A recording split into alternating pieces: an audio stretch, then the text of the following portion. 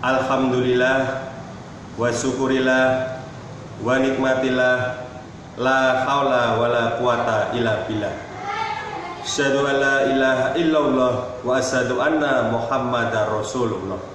Allahumma sholli ala Muhammad wa ala ali Muhammad. Amma ba'd.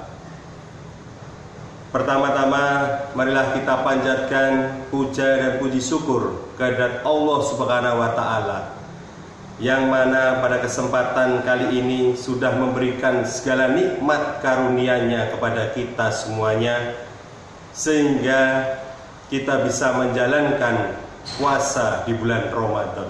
Amin.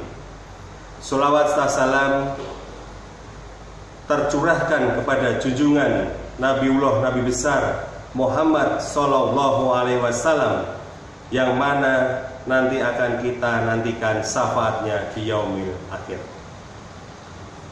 Kaum muslimin muslimat rahimakumullah, perbedaan pendapat merupakan persoalan klasik yang telah aktual.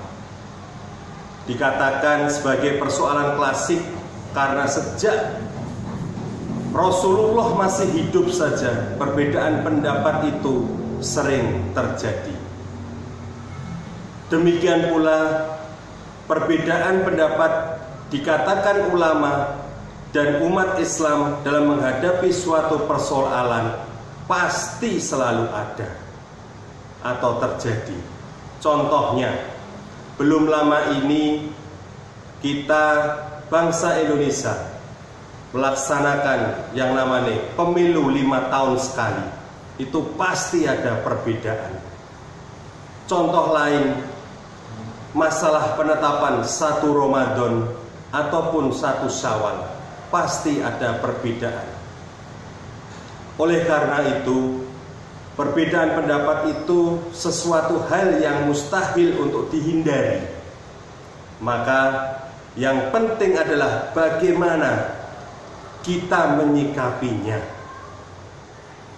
Allah Subhanahu wa taala sudah berfirman dalam surat An-Nisa ayat 59. Beliau berfirman bahwa apabila kita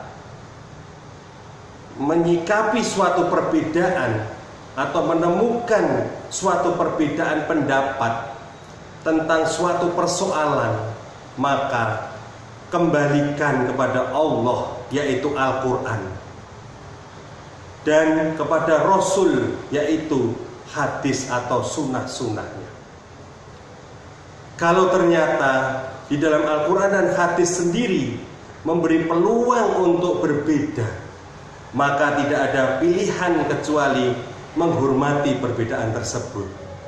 Misal dalam lafal kata yang terdapat pada Al-Quran dan hadis memiliki makna ganda, tentu bebas memilih makna yang dipegangi tersebut. Kaum muslimin muslimat rahimakumullah,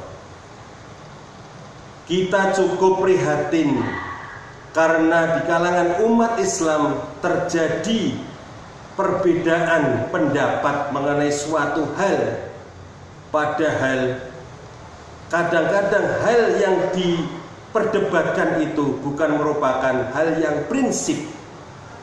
Contohnya, saya tidak mau sholat di masjid itu.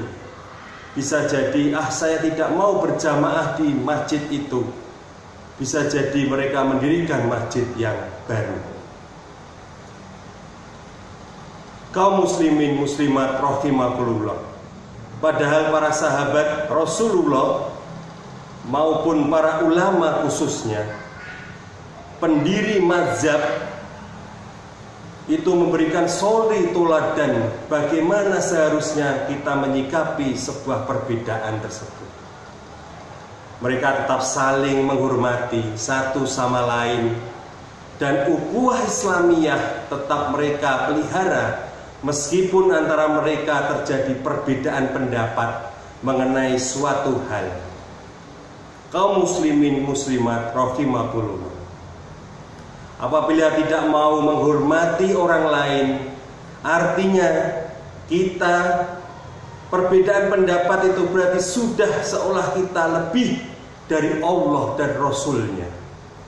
Karena sesuai dengan kenyataannya dalam hal-hal tertentu, ternyata Allah dan Rasul memberikan peluang untuk berbeda pendapat. Janganlah kita merasa benar sendiri, sementara orang lain salah. Padahal para ulama, khususnya pendiri mazhab yang nyata-nyata banyak pengikutnya dan banyak yang mengikuti kepintarannya, tidak pernah mereka merasa benar sendiri atau pintar sendiri. Mereka tetap menunjukkan rasa tawadhu ataupun rendah hati.